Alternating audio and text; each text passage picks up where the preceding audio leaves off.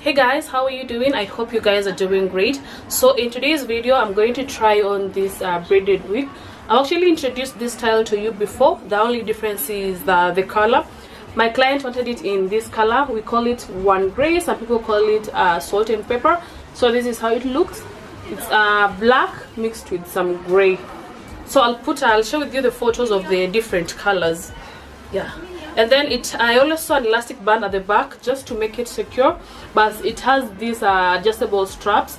If you want it to fit very well, you can just pull these straps and insert them in this loop, as you can see, so that it fits you very well without the combs, or just to make it more secure without the combs and without the extra band.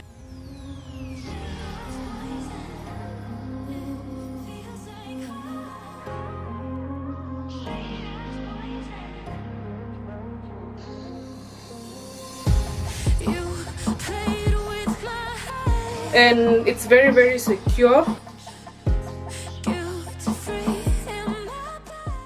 So this one is a medium size, which is actually my size, or most of the people wear medium. And this is how it looks, guys. So it's actually very, very secure. It won't fall.